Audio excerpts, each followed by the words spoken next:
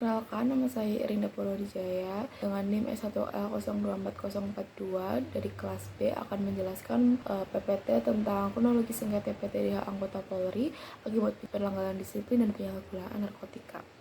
Lalu di slide pertama saya akan menjelaskan identitas para pihaknya, yaitu penggugatnya atas nama Lianto, seorang warga Indonesia yang beralamat di Kayu Agung, Kabupaten Ogin Komering Ilir atau Oki, yang merupakan mantan anggota Polri yang sebelumnya berpangkat Brigadir Polisi 1 atau Bribtu. Lalu yang kedua ada tergugat Kepala Kepolisian Daerah atau Kapolda Sumatera Selatan. Lalu yang kedua itu di slide kedua saya akan menjelaskan objek sengketa.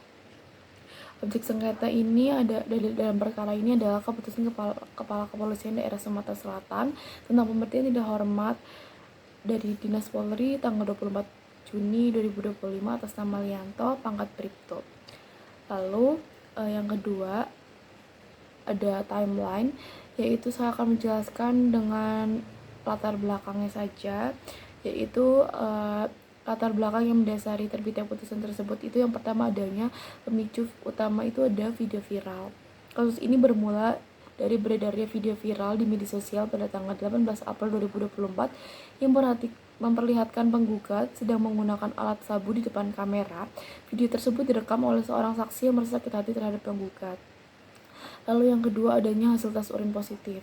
Menindaklanjuti video tersebut, Kapolres Oki memerintahkan pemeriksaan urin pada 19 April 2024. Hasil pemeriksaan laboratorium tersebut menyatakan urin penggugat positif mengandung zat metamfetamin atau sabu atau amfetamin, yaitu ekstasi. Lalu penggugat tersebut mengakui perbuatannya dan menyatakan telah mengonsumsi narkoba sejak tahun 2018. Lalu yang ketiga adanya rekam jejak pelanggaran berulang. Sebelum kejadian ini, penggugat diketahui telah memiliki riwayat pelanggaran disiplin berat. Ia tercatat sudah 4 kali dijatuhi hukuman disiplin pada tahun 2020 dan 2021 yang semuanya berkaitan dengan kasus penyalahgunaan narkotika. Lalu yang keempat itu ada proses sidang kode etik, di mana akibat perbuatannya penggugat menjalani sidang Komisi Kode Etik Profesi Polri atau KKEP pada 30 Oktober 2024 yang menjatuhkan sanksi berupa rekomendasi PTDH. Penggugat mengajukan banding, namun putusan sidang banding pada 17 April 2025 menolak permohonan tersebut dan menguatkan putusan tingkat pertama. Lalu berikutnya penerbitan objek sengketa. Berdasarkan hasil sidang kode etik yang telah berkekuatan hukum tetap, tergugat menerbitkan surat keputusan pada tanggal 24 Juni 2024 tentang pemberhentian tidak hormat Dinas Polri atas nama Lianto. Lalu yang terakhir alasan gugatan penggugat, di mana Lianto mengajukan gugatan PT UN Palembang dengan alasan utama bahwa ia tidak menerima petikan putusan banding secara fisik. Ia juga berargumen bahwa dirinya adalah korban yang seharusnya direhabilitasi serta mengaklaim berhak mengundurkan diri secara hormat karena memiliki prestasi kerja dan piagam penghargaan.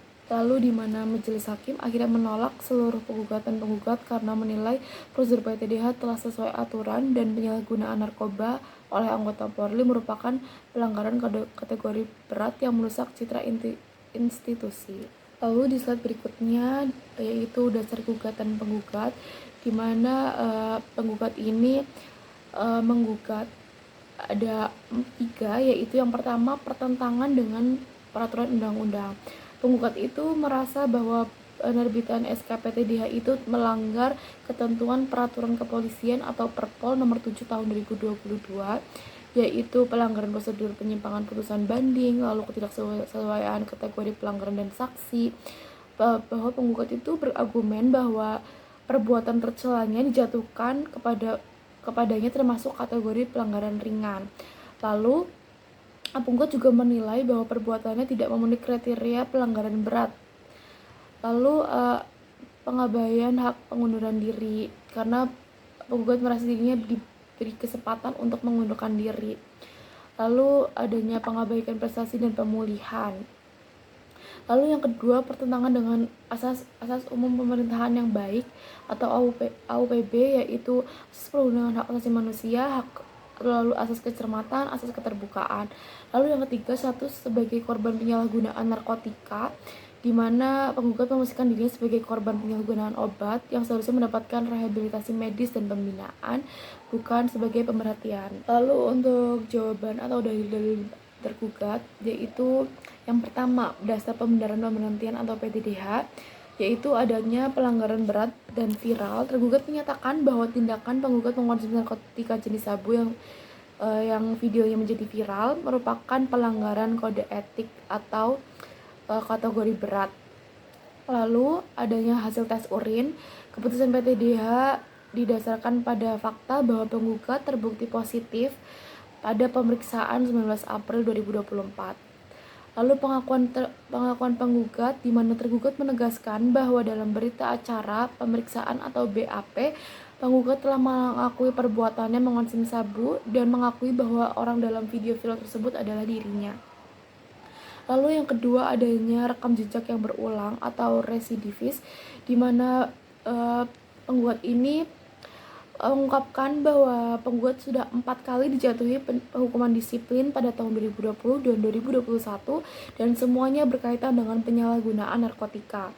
Lalu kegagalan pembinaan, di mana tergugat berdalil bahwa penggugat yang menyatakan tidak pernah diberi pembinaan.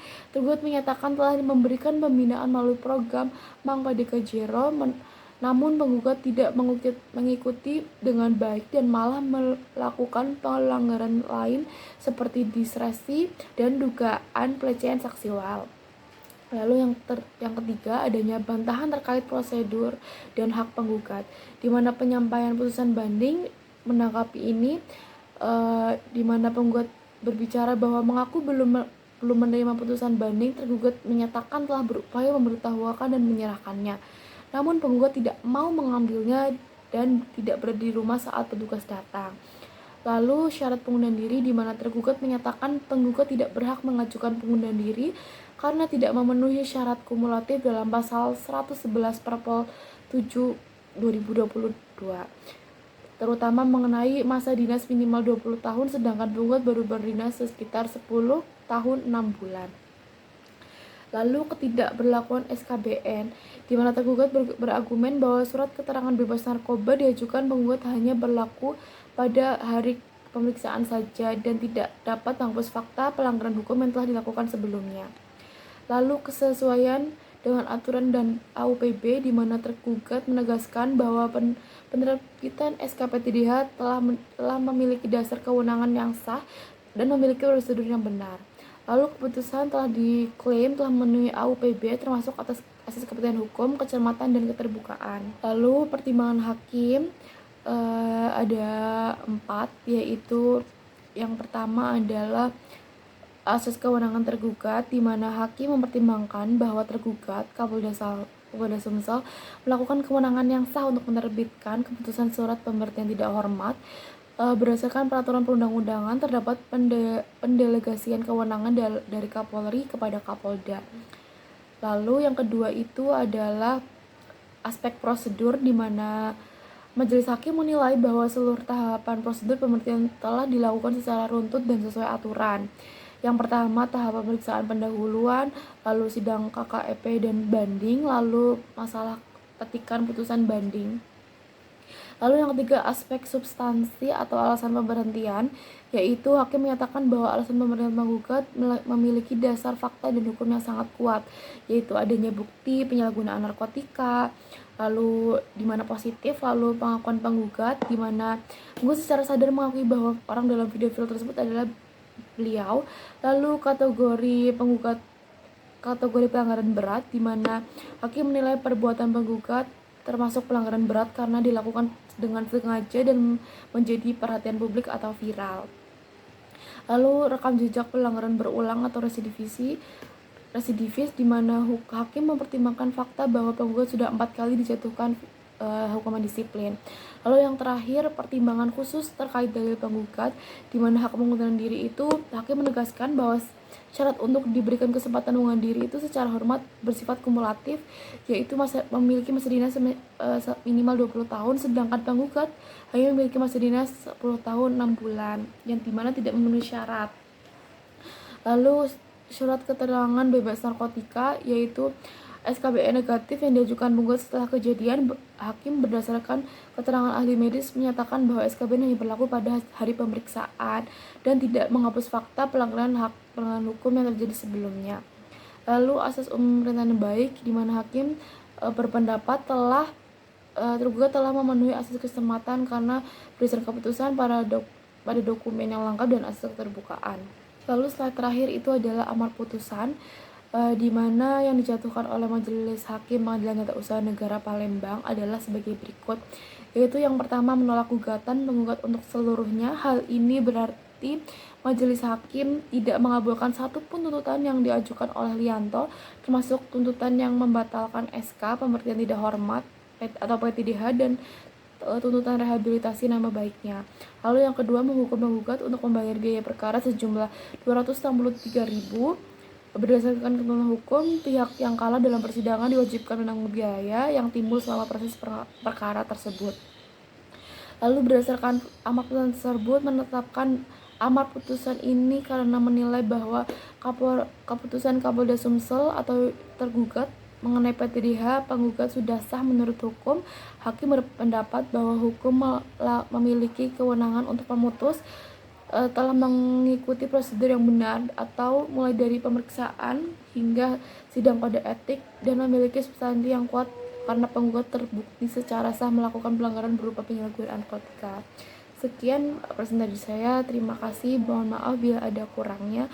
Assalamualaikum warahmatullahi wabarakatuh.